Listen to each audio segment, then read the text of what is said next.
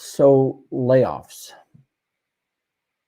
I mean, if I say layoffs are very difficult, it's an understatement. I went through this myself. Um, it's I don't know how to best describe it, but if it's I think it's the best way to describe it. It's a shock to the system. I still remember, and this is 20 years later. It was in 2023. Sorry, it was 2003 when when the CEO walked into my office and said, "Ferris, tomorrow we have a layoff." And I was expecting that to happen. And then what I didn't expect is that he said, "Ferris, and you are part of that layoff. You're impacted." It was the emotions, the feelings that went through my head, through that sinking feeling in my stomach, my heart racing, anxiety, fear, concern, all those feelings, all at the same time. But I still collected myself, excuse me, and said, excuse me,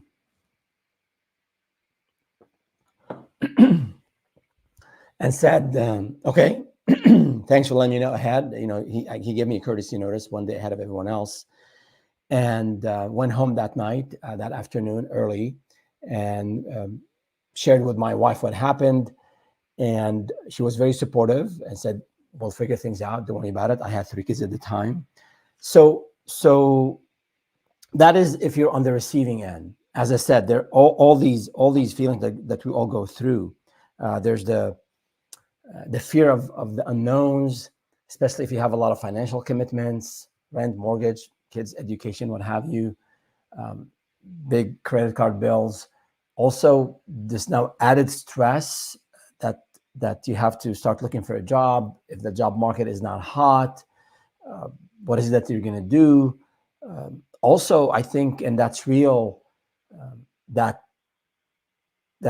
lack of loss of confidence. You might think, why me? What did I do wrong? Maybe you start to have self-doubts and maybe some issues with self-worth. I mean, all of that is real. All of that is okay to have. I think initially you don't want to dwell in those feelings. You want to move on. You don't want to despair. But these are real feelings. These things that we go through when we hear such bad news. So that's if you're on the receiving end. I also want to comment a little bit on if you're on the delivery end. If you're actually a manager, a CEO, you're a founder, and you maybe hired way ahead of the curve, and now you have to lay off. I mean, it is also difficult on those who are delivering the news and those who are making that decision. You have, and I had throughout my career. One time I was forced to do it in a way. The board member came in and said, "You have to cut 25%." I mean, I guess I could have just left. I tried at the time to talk them out of it and to say, well, maybe we can take a percentage off of everyone so that we know that we all share the hit. But they were adamant about this. So anyhow, and then at times there were some economic downturns, and you have to deliver the news or make the decision about a layoff. So it's also difficult for those people. You're going to lose friends. A lot of times we say work is like family. So this is really, it's real as well. You also have this feeling of guilt, like, hey, I'm fine now. I have a job, I have a salary, and these close friends of mine who used to sit next to me, or I used to speak with on Zoom every day, they're now gone elsewhere, or they're now gone. So it is difficult all around. But what I want us to think about is, especially if this has been recent, it's okay to go through these feelings. It's okay to also get support, and we'll talk about this in a second. But don't despair. This is not just you. It happens to a lot of people. As a matter of fact, in 2022, 17 million people, this is according to the Bureau of Labor Statistics, 17 million people in the US were laid off. Another stat I read, in our lifetime in the US, 40% of us, that's 4 out of 10 people that you meet, we have experienced either a layoff or been terminated.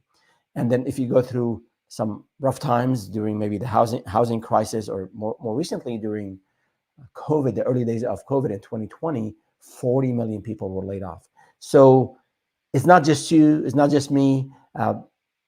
Don't take it too personally, although it's very personal. So that's one thing I want to to keep in mind. And the other thing is, instead of thinking of why this happened or why me, after that initial maybe morning or first few days of after the layoff, after again you've gone through these emotions and feelings, you want to think about what is it that I can do about it. What is it that think of it as a time to reflect, and we'll talk about this as well in a second. But the one thing that a lot of times we dwell in, and it goes through our mind, even 20 years after, I don't let this come to my mind anymore. But once in a blue moon, when I hear layoffs, I remember that moment when the CEO went into my office and told me about that I'm impacted. I think if you try to find what happened, why the companies, had a layoff, you're not going to know. Companies are not going to tell you. It's going to be an email or a letter. They're we're restructuring, we're streamlining, the economy is not doing well, whatever the case might be. They're not going to tell you. They're legal considerations. If you're a manager, you probably understand if you were a manager or you're a manager now, you know what I'm talking about. HR and legal will tell you exactly what to say and how to say it. So don't think a lot about the why and what happened, but also what is it that we can do about it. And I think all that difficult time and all these difficult moments and those challenges that we're going through and that pain, at least for me, it taught me a number of lessons, and I'll share in a bit. And I think the most important of it is, and honestly, it created an amazing opportunity for me. You can't see it. You won't see it like the day of the layoff, or like maybe the next few days or weeks. But a lot of times it could be a blessing in disguise. So keep that in mind. Now, one thing in terms of the why, before we move on to the steps that people can take. Again, I don't want to talk a lot about the why, but there are certain things that are common. For example, the economy is not doing that well, and companies either not doing well financially or they want to be proactive. In the early days of COVID, if you're in the hospitality business sector, that was hit really hard. And if there's no revenue, companies have to do something. It also could be when companies merge, when there are acquisitions, sometimes there are duplicate functions, and companies want to streamline. And by the way, if you're employed and you start to hear the word streamlining, that's sort of like a yellow flag. Don't panic right away. But when companies want to streamline and they want to reorganize and restructure and be more efficient, it could be a sign that layoffs are around the corner. Also, sometimes with tech innovations, with automation, companies don't need as much labor. So layoffs could be a result of that. But the two hard truths that apply to all of these situations are, one, that even if you're a top performer, you could be an amazing performer, you're an amazing employee, you go above and beyond, you raise your hand for new initiatives, you take on this extra project, you get the certifications. If you do all of that, you could still be impacted. Sometimes an entire line of business is shut down. It happens. I mean, big tech do it, or sometimes a founder in a startup or a small company, they just run out of cash. They try their best to raise the next round, or they try their best to get maybe investors or family to help, and they won't have the cash to support the growth or to support just maintaining what they have. So that is the first hard truth: is you could be a top performer and you could still be impacted. So that's one. And I want you to really think deeply and think about these two, because it's important to have the proper assessment before you take that next step in your career, whether it's finding another job, be a solopreneur, be a freelancer, or start a business, which is what I want to cover later. I think it's important to see which one of these scenarios, or maybe a hybrid of that, which one of these, they apply to you. So the hard truth, the first one is, if you're a top performer, you could be a top performer. The second one, and it's maybe hard for me and maybe awkward to say, a lot of times companies, they lay off those who are underperforming. It could be the bottom 5%, 7%, 10%, 20%. It depends. It varies.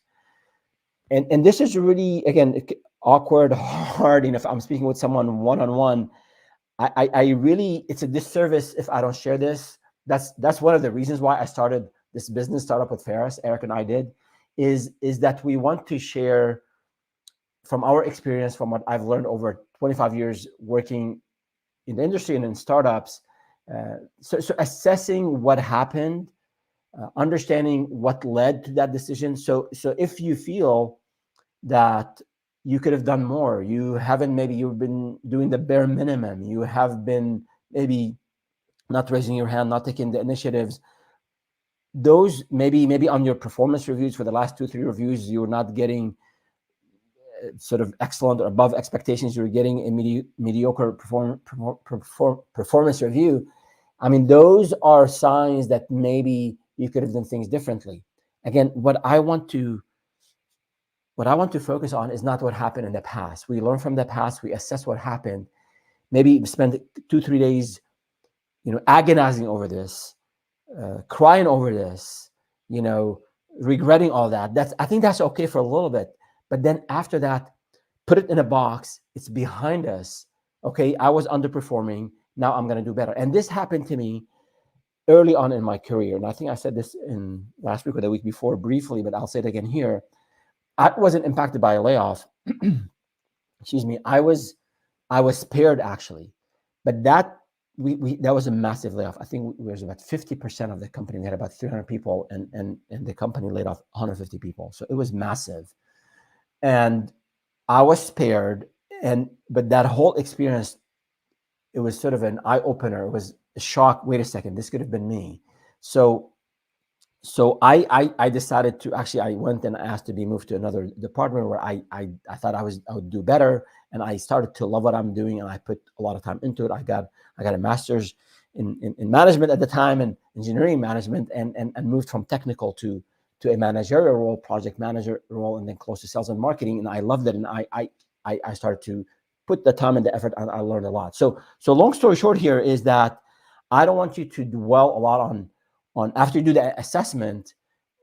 There's no room for self-flagellation and endless rumination. It is just an assessment, and now it's going to help us to move to the next step. So let me pause here and see if we have some questions, either that came through the form, or we have folks here on live stream submitting their comments. So we have a question here. Do you think that companies are less reluctant to lay people off than they were 10 or 20 years ago? I don't think that has changed.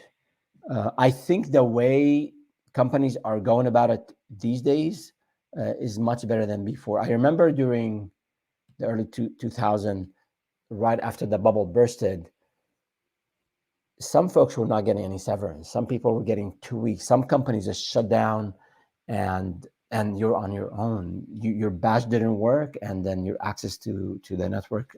Well, at the time there wasn't a whole lot of remote access, but your badge did not work. You couldn't come into the office. So I think there's a whole lot more awareness. There's more, I think, light on companies to do a better job in how they're managing layoffs, especially if you happen to be in big tech. I think a lot of the big tech, and we can criticize some of their practices, but they did. In general, I think in terms of severance and taking care of their employees and offering supporting services to find a new job or the new opportunity, I thought they did really well in the last year and earlier this year.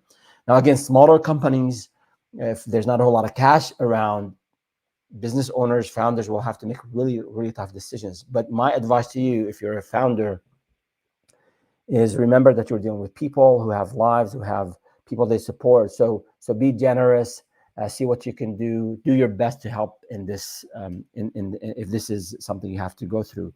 But I think, like I said, I don't think there's less companies are less reluctant. So you have to always be on the lookout. I think something that maybe to be aware of is we talk about security and job security. So if I got laid off, I want to find another job because it's secure. I mean, there's no security in life in general. There's, there is the paycheck that we get used to, but if you were just laid off and you find another job, there's no reason why, or it's possible that you'll get laid off again.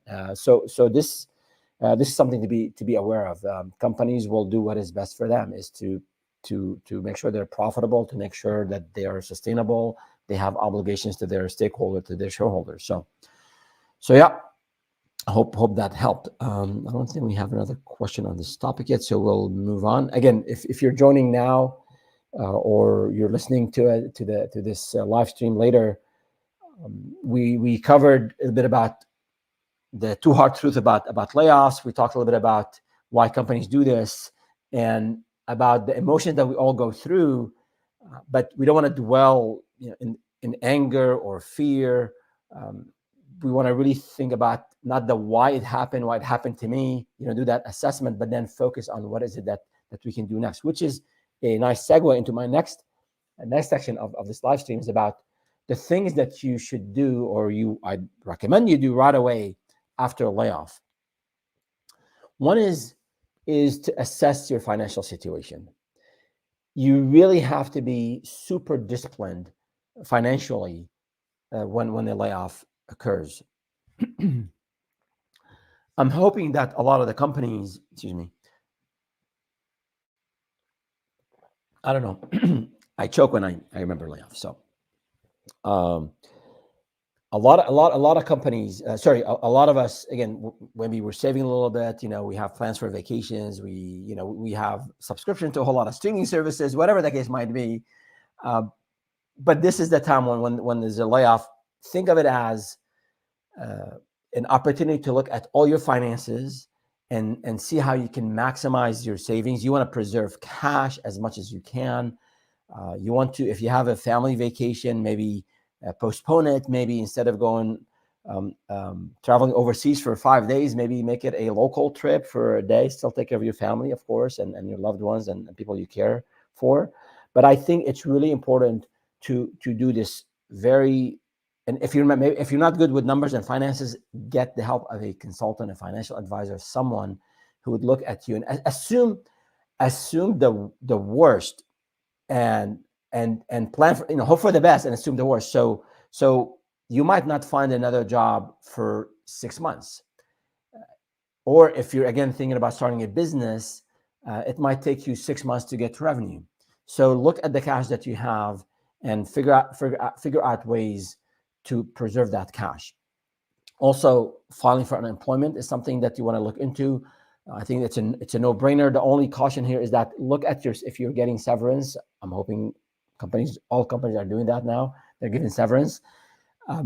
Look at if there's certain conditions, stipulations in your severance that if you get filed for unemployment, your severance would stop. So you have to evaluate that. But in general, filing for unemployment is a good thing. But again, look at your specific circumstance.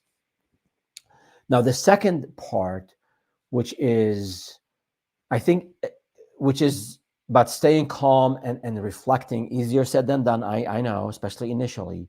But I think if you've done that financial planning or that financial assessment, and you now have a clear understanding of your financial runway, meaning the time period that you have, the number of months that you have where you can just sustain yourself and your family, that will give you some peace of mind. If you have that, okay, I'm good for the next 3 months, I'm good for the next 7 months, 8 months, whatever the case might be. I'm good maybe for only 1 month, right? And I got to do something right away.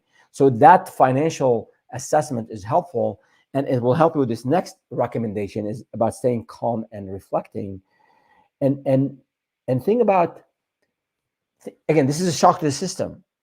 So this is the time to reflect and look. There are a lot of unknowns, of course, but think of the things that you wanted to do, but you couldn't do when you were busy every day, 8, 9, 10 hours a day, working, right? So now you can take the time to assess your skills, also your habits. You can also look at the roles that you've assumed over the last, let's say, 3, 4, 5 years, and see which one you really enjoyed, which one you excelled at. You can also examine the things that maybe didn't go well, or things that you really didn't like doing, but you had to do in that previous capacity that you had. And also you can see, like, I really love project management, and I never had the opportunity to do a full course on project management. Do that. I really want to know about crypto, and I want to be let's say you have a finance background and you want to do financial consulting on crypto, or on Bitcoin, or on blockchain. Maybe this is the time to go and learn this, or maybe you want to do change careers, and you want to get into, you're a teacher and you want to do social work. So this is the time, because you have the time to really think through all of that, and figure out what are these transferable skills that you could use in the next venture. Again, whether it's going to be another job or a business that you start, this is really important, the skills that you have, and also a little of that passion. And think of this period as this launching pad for what's going to happen next. So that's one. The third one is you want to leverage the most underutilized asset. That's your network. I always tell entrepreneurs this. We all of us, we underutilize our network. We don't have to be obnoxious about it and go on LinkedIn and email everyone, but no one can do it on their own. There's no self-made whatever. We all support each other one way or another. Now, some of us maybe put more time, more effort. They can dedicate more energy to something, and that will show in the outcomes most of the time. But your network, your close friends, your family, your professional network, people you've worked with in the past, partners if you've partnered with in the past, your customers, anyone whom you've left a positive impression on, this is the time to tap into that resource. Again, you do it in style, you do it in a professional way. You don't bombard them with emails and questions, but people are really willing, wanting to help. I remember when there's this massive wave of layoffs a few months ago.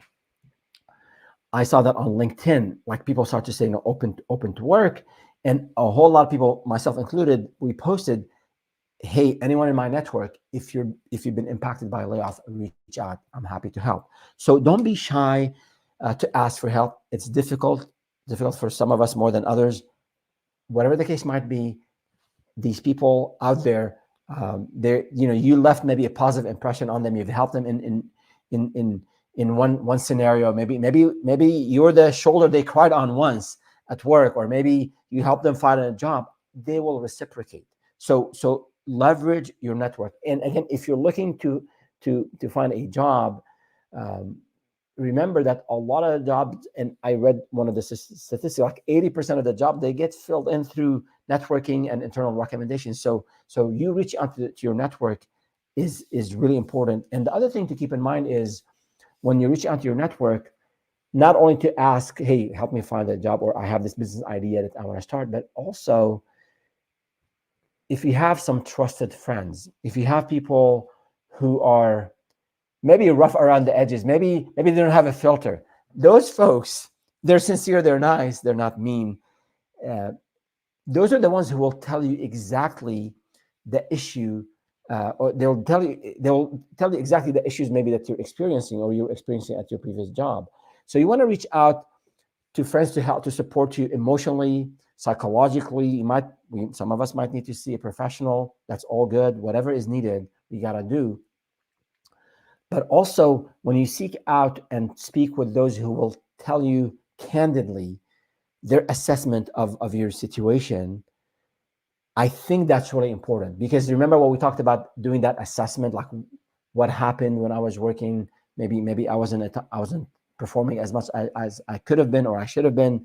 When you looked at your skills, at areas you want to improve on, I think a trusted friend, a friend who's going to be candid with you, or even not a friend, even someone who just, they will give you a candid advice. Reach out to them and make that part of this equation of understanding what your strengths are and the things that you can excel at. So that's important. Another important part of why I'm recommending you speak with your network. And again, if you have a business idea and you want to vet it, which is something that we'll cover next here. This is the time to also to ask your friends, like, hey, I have this business idea. What do you think? If you have someone who's in finance, maybe they can give you ideas about how to secure financing for this venture, or maybe they can tell you about how to do financial projections. So do that. It might cost you a lunch or something to go out and meet them, but people are out there ready to help. And the last recommendation before we go into the specific part of starting a business after a layoff and why I think it's viable is making a plan. So based on everything we discussed, the financial assessment that you've done, the reflection on your skills and the things you want to improve on, and learning from your network and tapping into your network, now it's the time to put the plan together. And remember that you're not bound by the limits of your previous job. You are not bound by that at all. The skills that you have, the energy, the time, the care, the passion, the way you deal with people, the way you help others, those are the things that will work for you really well in the next venture. And I'll give an example, a couple of examples. One, a friend of mine who was in sales, he was the number one salesperson in his department, in his company. He was crushing it. And he used to work, really hard and always follow up with customers, close those deals. And he was laid off. And he had about a 4 or 5 month severance, and so he had a family and children and all that. But he figured out he has a number of months to think about his next phase and to care of things at home. What he decided to do is actually to shift career and move into project management. Again, he was a top salesperson. He was crushing it, but at that phase in life, he has young children, and his wife was going back into the workforce, and he figured he can do something where it's not as demanding time-wise, and where he has some flexibility, and he found a remote job, and it worked for him really well. So again, that reflection, this layoff could be again a blessing in disguise. It could be this opportune time for you to think about something completely different than maybe you've been doing for a number of years, and maybe you haven't been very happy about.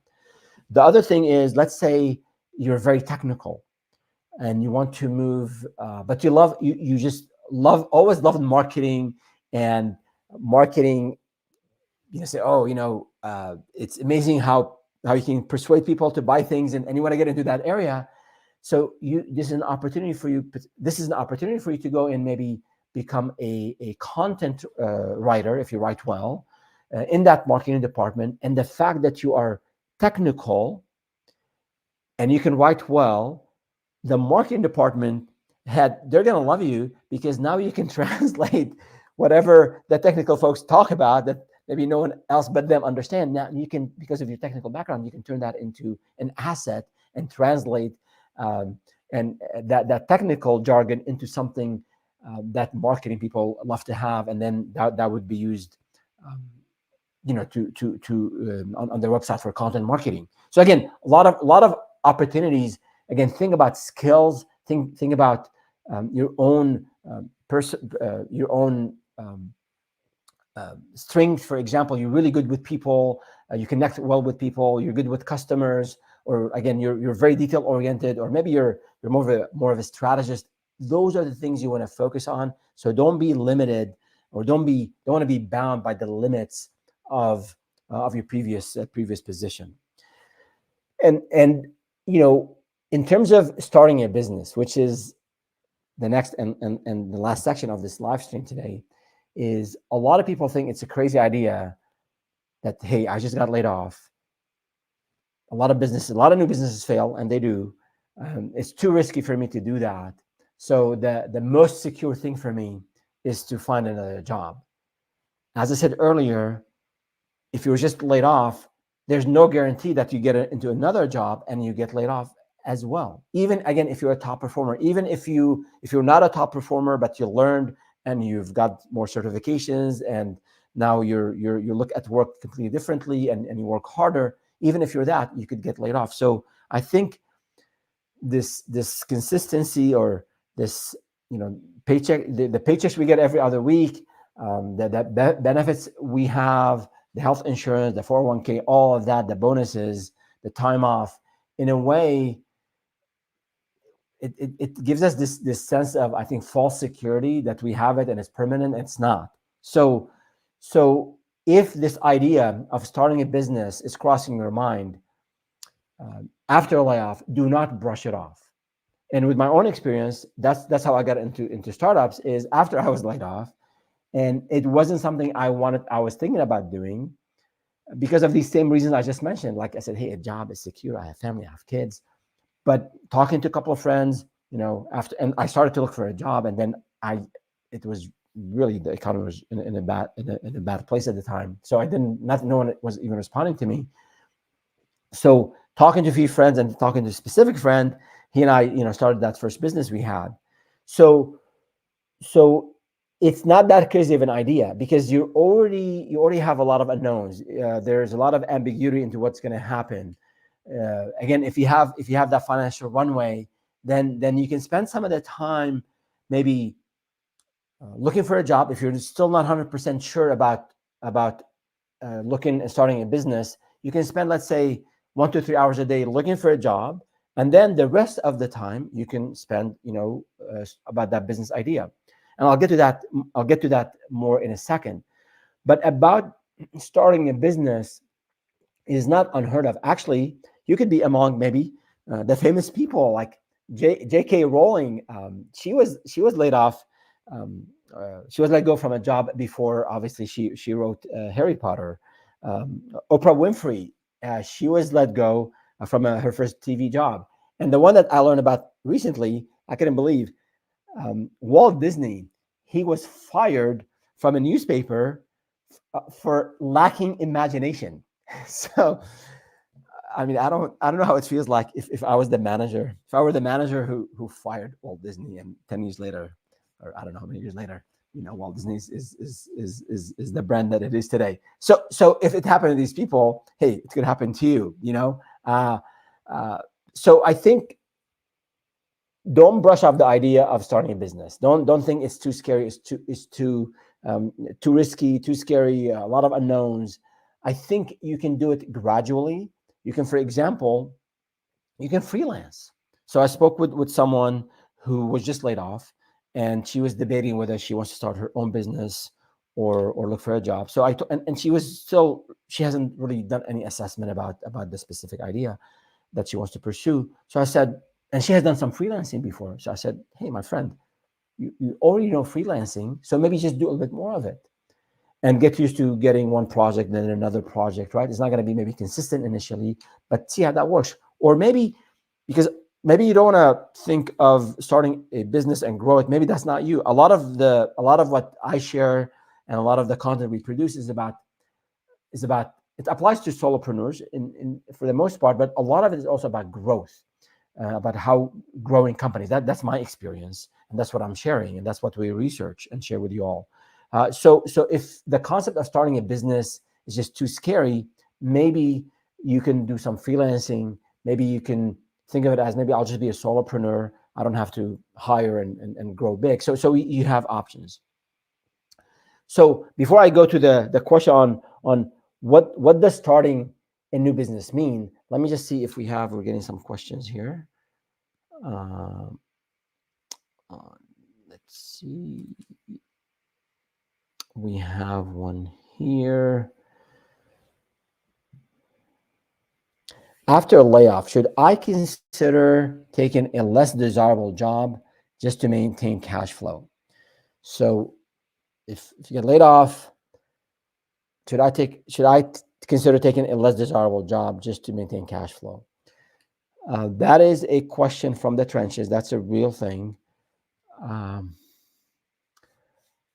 don't want to say it depends, but in some cases, if you need cash to pay rent.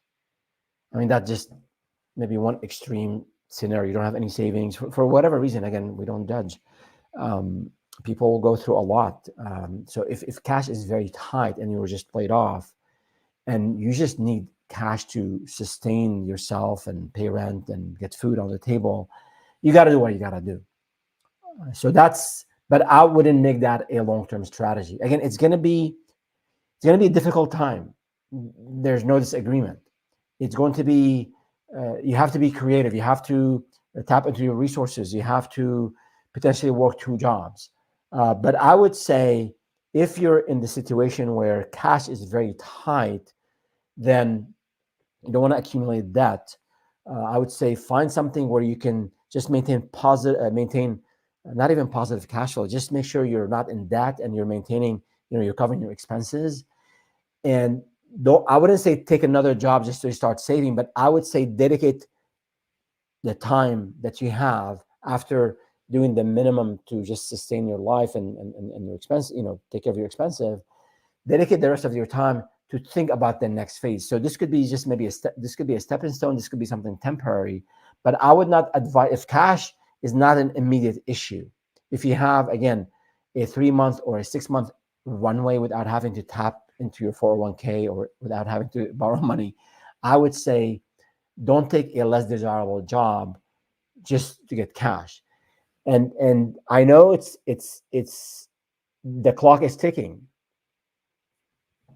If you have severance for 2 months, and let's say you can spend that money, and with all the savings and all the cash, preserving cash, you can maybe spend that 2 months worth of salary over a period of 4 months. That could sustain you. So as the first month goes by and as the second month goes by, if you're not getting job offers or if you're not getting any traction with this business idea, things could get really scary. And then you can maybe evaluate. Let's say you started a business after a month, and you have cash to sustain you for the next 6 months. I mean, as you approach that 6th month, you have to also pause and evaluate. Should I quit? Should I pivot? Should I double down? And that's something we just covered recently in a video. So once the video is ready, we'll share. But the idea here is, and this was actually a story of the founder, Anton. I'll give you a quick preview. They were struggling in getting sales, and they had to make that decision. And we came up with this decision matrix, which again we'll share the next few days, and you'll find it on our channel. But the idea here is, if cash is not of an immediate concern, I'm meaning like I need cash like within a month, I need to just pay my expenses, then I would say do not take a less desirable job. Again, I'd love to hear if you have more details, and if you don't want to share those publicly in a comment, feel free to go to startupwithferris.com, and there's an Ask Ferris section. Just submit that question there. Again, all of this is confidential. I'll be more than happy to reach out to you, schedule a 30-minute session, and help you out. Again, there are no gimmicks. There's no catch. We're not selling any consulting services at the time of this recording. So I offer these sessions, a couple of sessions every week for founders and for sometimes people who just they're maybe not ready to start a business, but they have ideas they want to discuss with me. So feel free to reach out. I'll be more than happy to support. So in terms of the question about what does starting a services business mean, I'm assuming you've been in the workforce for a number of years.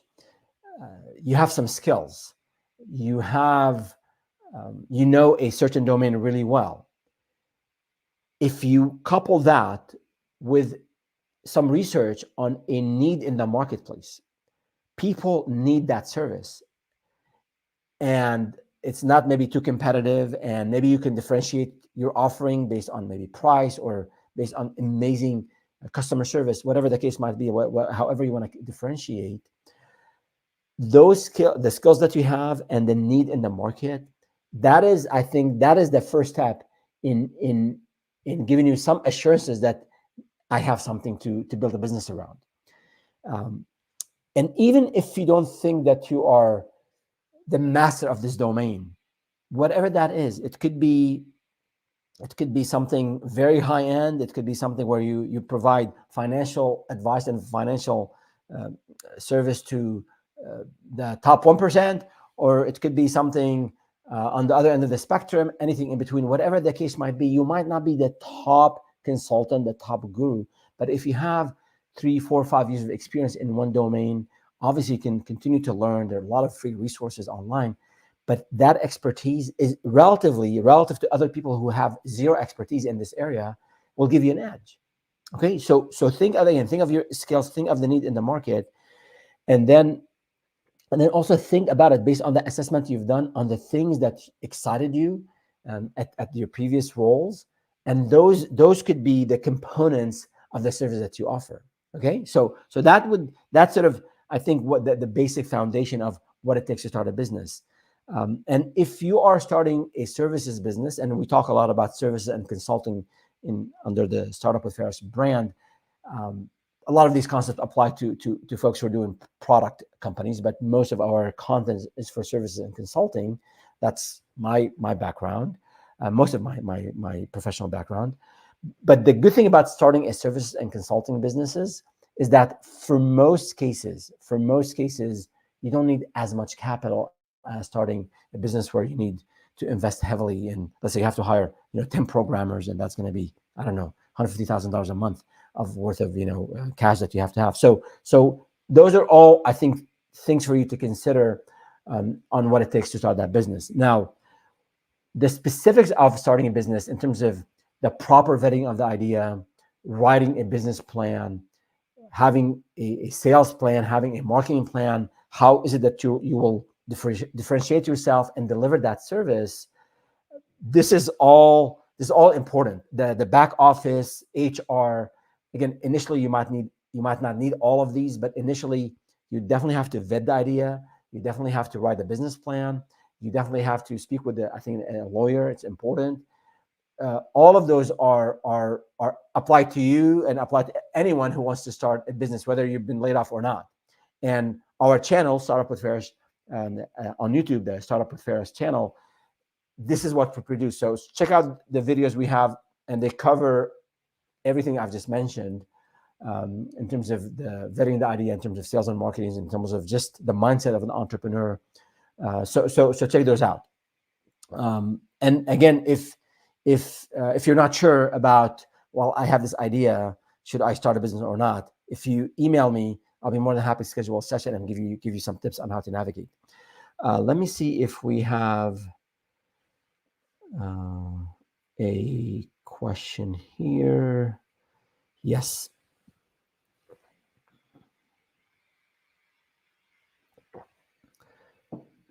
So we answered this already. Let me see if we have another comment. How much should I plan to spend out of pocket to start a services business? How much to plan to spend out of pocket? I mean, you have to spend some money. Initially, a lot of it, actually, you don't have to spend a lot of money. You don't have to spend any money initially. So there's different phases, right? There's the idea itself, that's just your time, your research.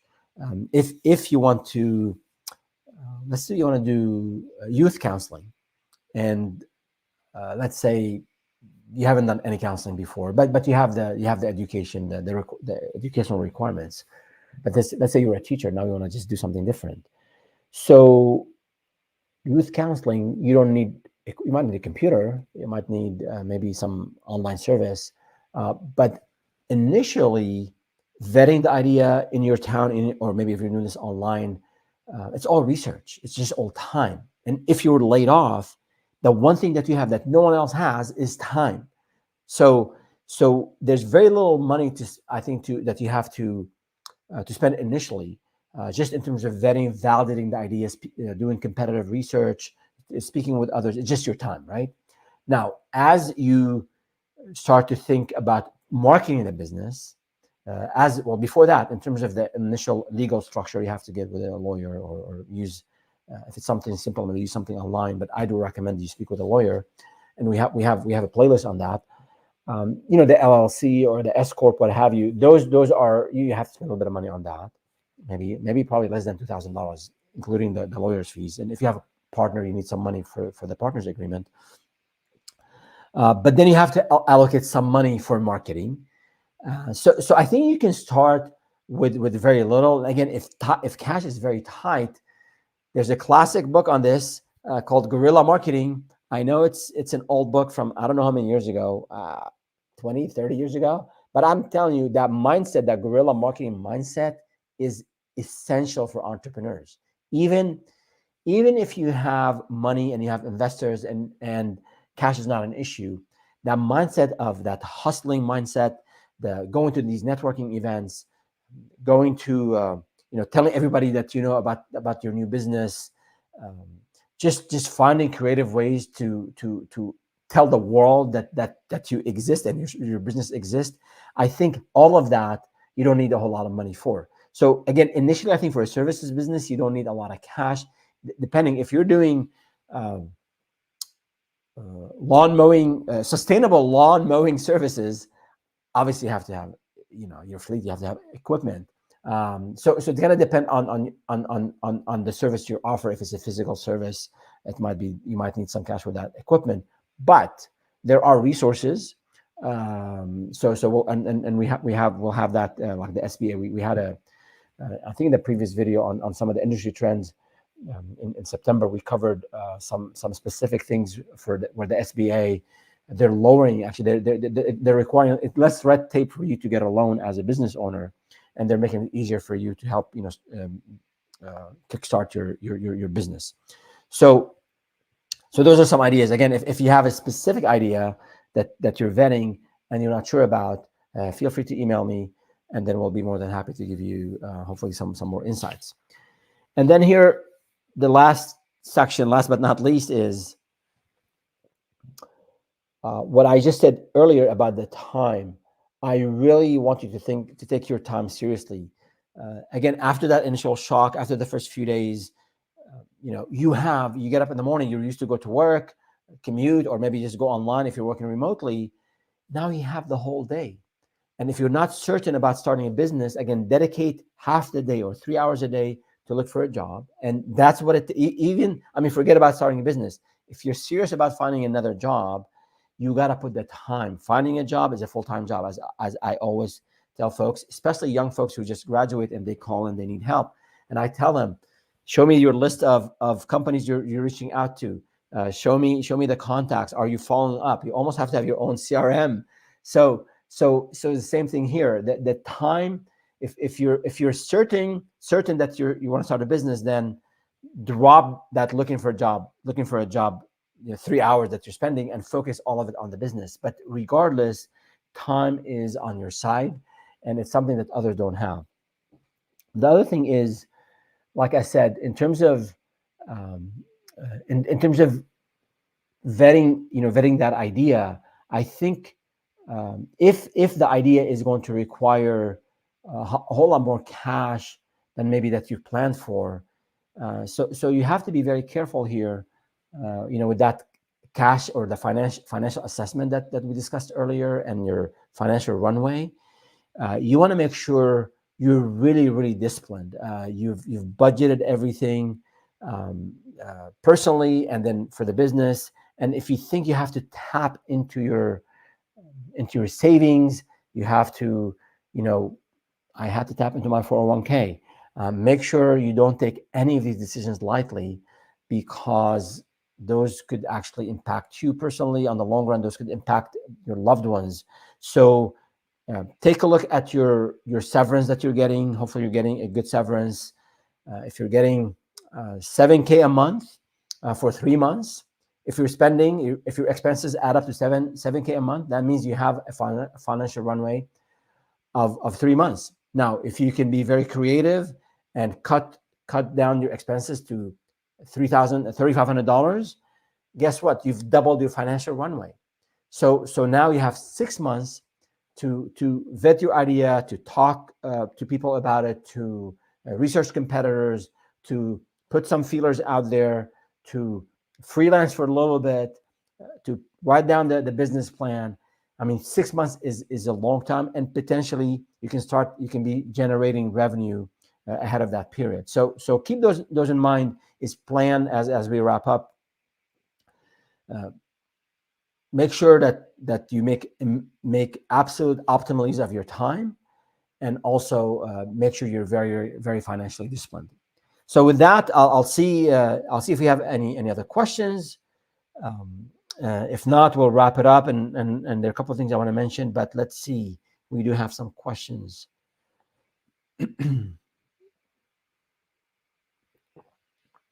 Do I need to have, sorry, do I need a business plan even if I'm not going to show it to anyone right away? Short answer, yes, you do need a business plan. And I think we have a video from last year on I think the 6 or the 7 audiences for your business plan.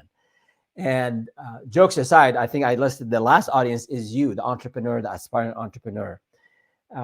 It is okay, and I'll just comment briefly on business planning. It is okay to have it on a piece of paper, on the back of a napkin, as we say here in Silicon Valley. That's okay initially, but if you're serious about starting a business, part of that commitment, part of that seriousness, is that you have something in writing, and you do your due diligence, and it's not oh, I think this is a good idea. Oh, my friend told me that this new opportunity in this space. It doesn't work that way. They're just like their natural principles in life, they're natural principles in business, and documenting. Excuse me. Sorry about this. And documenting, researching and documenting, and get expert opinion into that business plan is essential. As I always say, you can iterate on it. It doesn't have to be a 40-page document. It doesn't have to take 6 months to write it. Start with something, do some research, augment what you wrote, speak with experts, potentially hire someone to help you, especially if you have, it's a huge investment and you're planning on something really big. Then you definitely need to maybe get a professional to help you with the business plan. But initially, I think you have to do all that initial work, all that legwork, all that research. You have to know that space you're getting yourself into really well. So there's no escape. It is work, and it is your homework. If you are an aspiring entrepreneur, or if you're an entrepreneur and you haven't done your homework, that is your business plan, or you've done it a year ago or a month ago, and you need to dust it off and go back and maybe revisit it. So that is on business planning. Let's see, do we have another question? Yes. Should I look for a new job and start a new business at the same time? Again, for those of you maybe who are joining late, we did address that, and if you have an immediate need for cash, then yes, look for a job right away. I would say if let's say you're laid off and you've been thinking about starting a business and you've done some initial research and the idea is not fully crystallized in your mind and the vision is not there, but you're already sort of almost decided that you want to do that, then yeah, go ahead and focus all that energy on starting a business and learn as much as you can about what it takes to start a business, the mindset that you have to have, the domain knowledge, right? All of that. But if you're still not sure, and starting a business is not for everyone, having your own business is not for most people, and there's nothing wrong with that. You can do fine, you can do well by having a day job or freelancing. So I'm not saying everyone should just have their own business. I used to say that a lot to people. Hey, start your own business, But what worked for me doesn't work for everyone else. And then people have different circumstances. You might be in a stage in your career or in your life, actually, where you have a lot of obligations, where you can't commit the time required to start a business. So I would say, if you're still undecided, don't ignore, don't pass on this idea of starting a business, because you might not have that time. You might not have that 10, 12 hours a day of no work, but that free time, yes, with stress, yes, with anxiety, yes, with that clock ticking, all sort of there, adding a lot of pressure, but all of that, put it in a compartment, put it away, and focus on what you can do. So maybe spend 2-3 hours a day looking for a job, and then 7 hours a day on this business idea, and do that for a month and see your progress. So again, I'm not giving, there's no science to this. There's no easy answer to any of this, but I'm sharing some guidelines, what worked for me, is I looked for a job for a little bit, maybe several weeks, and then didn't get anything, and then started to think, well, maybe I can start a business while I still have a good runway. So that's what I would respond with.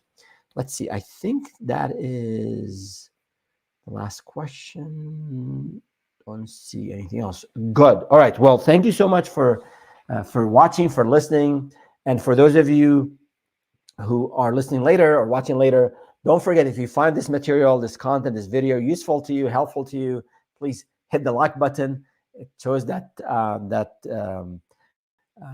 it helps a lot in many ways, but also it let me know what people are interested in. Leave us a comment with questions or from your own experience, and share this video with others who maybe were just laid off and they're not sure what to do, whether to start a business or look for a job. Also, sign up for our daily advisor. It's the newsletter dedicated to aspiring entrepreneurs and entrepreneurs who either want to start a business or started and they're struggling. We have it's a daily advisor. It's a daily newsletter, Monday through Friday. And you can go to the site and sign up for that. And we have the link below. And last but not least, we have these live streams every Wednesday at 10 a.m. Pacific, 1 p.m. Eastern. Join us next week. We'll be talking about marketing, the marketing funnel, and how to get leads. And that's it for today. See you next time.